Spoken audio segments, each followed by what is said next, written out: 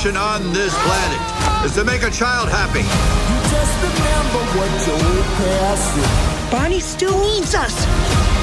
Come on, Bullseye! Buzz, you stay here. I'm going with them. You don't think I can do it? No! Nice poncho. It's good to see them fighting again. It sure is. All right, I went and saw Toy Story 5. Went this weekend with my daughter. We went for like her birthday, Father's Day kind of thing. I have a pretty, like most people, a pretty big connection to this Toy Story franchise. I mean, the movie came out 31 years ago, the original movie. I was 10 years old when that first movie came out. I grew up with Toy Story. I love Toy Story, particularly the first three films are amazing. The third film is perfection. It's one of the best animated movies ever made. I'm pretty sure most people agree with that. Now, with this film, as with all Toy Story films since the third film, really even the third film, people like to complain about, why do we need another Toy Story? I have to go into these movies now with, it's not about why or should there be more movies, because they're making more movies. They're probably going to make another movie. You can think about it as a greed or money thing, but, Pixar likes to say they only make them when they have the story. And I think the story behind this one, while maybe not as fleshed out as I thought it would be, is a good premise. This time they're taking on tech. That's the main theme of the film. Basically, tablets have taken over kids' life. It's the end of an era for toys, or the end of toys. I forget what they say a lot in the movie, because tech is taken over. And we've got Bonnie here. She's having a hard time. She's not making friends. Her parents give her a tablet, and you get kind of the the complications that come with tablets in an 8-year-old's life. This is definitely Jessie's story, this movie. She is front and center. She's a main part of the thing. We get more backstory on her. The movie opens up really weird with this scene involving a bunch of higher tech Buzz Lightyears who are stranded on an island. And at first you're like, why do we keep going back to these Buzz Lightyears? It does at the end kind of like all come together, but it's kind of a weird opening for a Toy Story movie, because I just rewatched the first 4 films and they don't open like this one opens, which is kind of odd. I also say too, the animation here is great as usual. Pixar is great.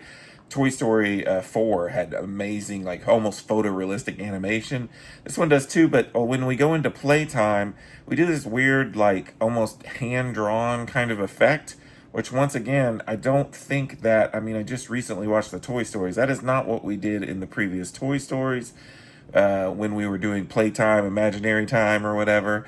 And it's almost like, DreamWorks does this a lot in their movies. It looked like the next Pixar movie, Gato, had this same kind of aesthetic. It almost looked like Pixar's just copying other stuff. Like, we don't need that. I'd almost prefer they stuck with the super photorealistic look of Toy Story 4.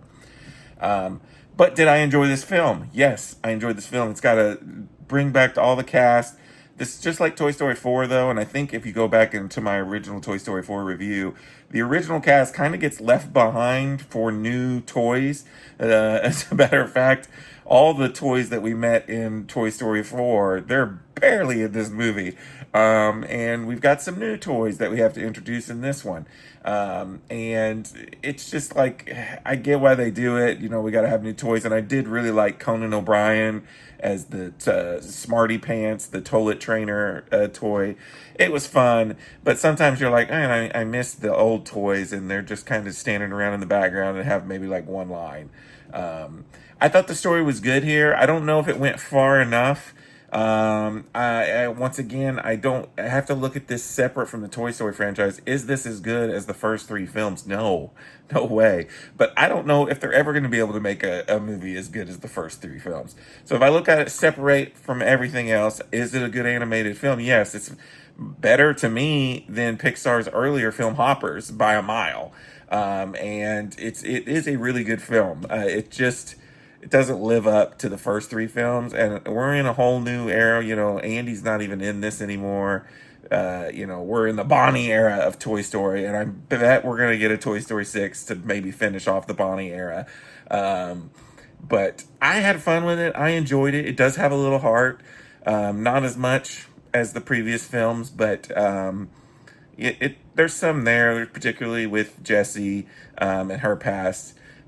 It's funny. It has some good messaging. It's got great animation. It's got good music. You know, it does have two end credit scenes too, which was weird. I once again, I don't remember the other Toy Stories having end credit scenes, but this one did. I enjoyed it, but did it like blow me away? No. I think I'm gonna give it a 4 out of 5. I have to look back and see. I can't remember what I've given the other movies, but obviously Toy Story 3 is a 5 out of 5. But what did you guys think of Toy Story? And until next time, this is Rainy Gage. Peace out.